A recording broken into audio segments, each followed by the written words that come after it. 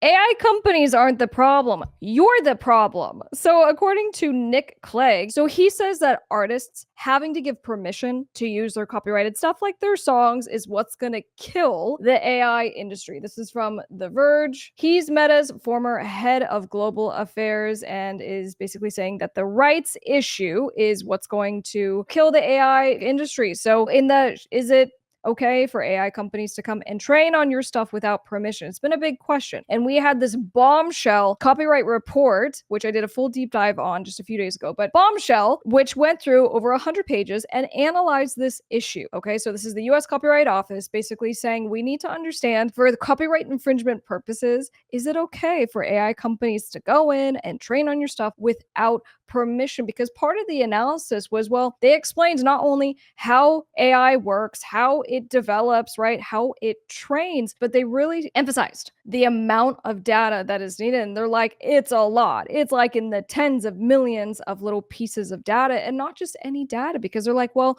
these companies are admitting to going to publicly available sources. What does that mean? I'm assuming websites, but are they going and they just jumping onto Spotify and Apple Music, right, and getting copies of music? But the quality of what it trains on really matters. And so what the Copyright Office explained is that when they go and, let's say, train on pictures that have watermarks, because, well, you put the watermarks because you don't want people stealing your stuff and repurposing it, reselling it without your authorization, so that when the AI goes and trains on low quality data like that, it gets confused because it thinks that the watermark is part of the image, it's part of the art, right? So the quality of the music, the pictures, the videos matter. But let's see and play devil's advocate, as policymakers in the UK are now weighing in, right? Because the UK is also trying to answer this question on how to regulate the AI industry. Nick Clegg, former UK Deputy Prime Minister and former Meta executive, claimed a push for artist consent would basically kill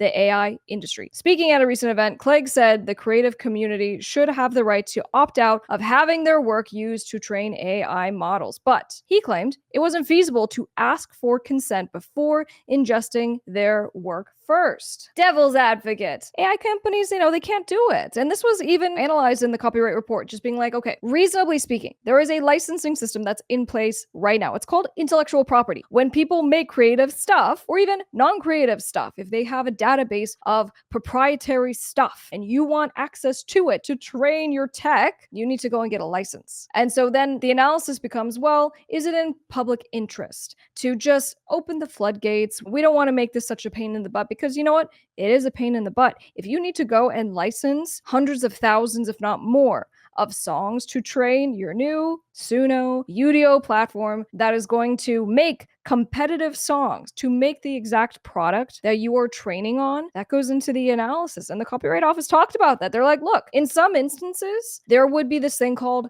fair use. If there is fair use, it's a defense to copyright infringement. And if you satisfy the elements of fair use, then a court may be like, yeah, there actually was copyright infringement because you did go and take the copyrighted stuff and train your AI. But if the final tech thing that is created is transformative, it's a new thing. And they use this example of Google Books. So Google had created this platform that basically just organizes and sorts, it's a database to find books. And in doing so, they needed to train their tech on and to scan in all of the books and to create copies. That's copyright infringement. And what the Copyright Office just kind of pointed at in that case and being like, well, they were successful in arguing fair use because there was transformation. They weren't taking the books, scanning the books to then make more books. They were taking the books and scanning the books to then create a database that you could search on for the books. You see the difference? So Suno lawsuits, Udio lawsuits, they're taking the music, training with the music, right? Creating copies, learning,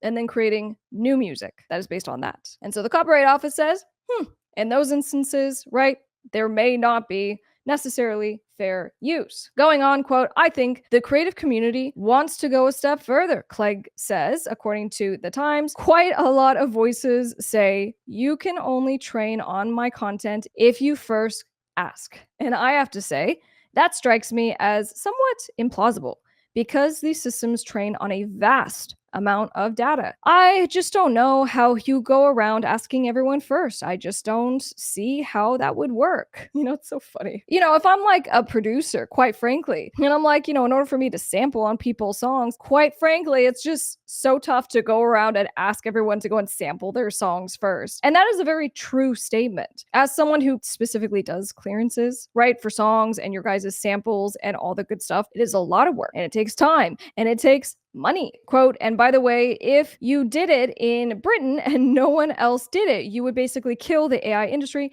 in this country overnight. The comments follow a back and forth in Parliament over new legislation that aims to give creative industries more insight into how their work is used by AI companies. An amendment to the Data Use and Access Bill would require technology companies to disclose what copyrighted works were trained or used to train AI models. So Paul McCartney, Dua Lipa, Elton John, right? Lots of artists are amongst the hundreds of musicians, writers, designers, journalists who have signed this open letter saying, please don't do this. And what's the please don't do it? UK government had considered changing that instead of doing an opt-in, which is what the United States does right now, and just being like, well, right now, if you want to let a company like a music distributor, we've literally seen music distributors being like, hey, opt in, give us permission to train on your music, do it voluntarily, sign our little contract, and we'll potentially let you make some money. And that's what they're doing. We've seen a couple companies like TuneCore, like Lander, who have these incentive programs being real loosey-goosey on explaining how you actually get paid. That's a separate issue. But in any case, it's an opt-in. UK, conversely, is saying we want to do opt-out. So that means everyone, AI companies, would have free reign on your copyrighted content, and it's up to you to go figure out how to opt out, where to go, what notice to send. And so I said, this is a nightmare. This is absolutely something that should not happen. So that's what he's talking about. And he's like, well, in the creative industry, in order for us to go and actually get permission, it's going to be way too complicated because we need a lot. And we did see that from the Copyright Office saying, in fact, the data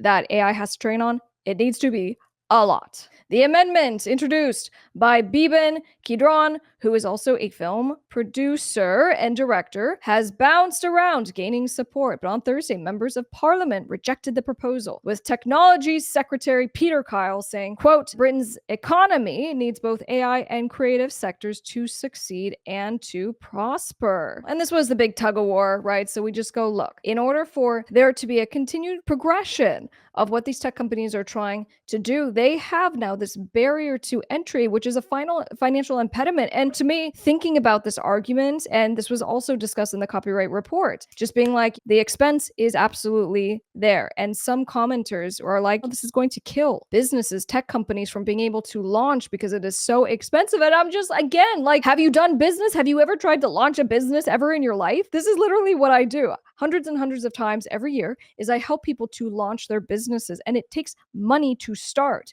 So it's just, for me, I'm like, these companies keep coming along and they're like, it's hard, it's expensive, there's going to be a whole process. And I go, every other industry, everyone else is playing by the books, but they're trying to basically come up with this little loophole, and they're trying to use fair use to survive these lawsuits. Now, we don't have a ruling on these lawsuits just as it relates, right, to these US companies, these US lawsuits. But our friend over here is saying, well, you know what, this would just be so devastating to these companies and these companies' ability to grow and make lots of money. And I'm just like, Now those are my 2 cents. Please drop a comment down below and join me for the next video so we can gavel together. Don't forget to subscribe. I'll see you on the next one. I'm Tom Music Attorney.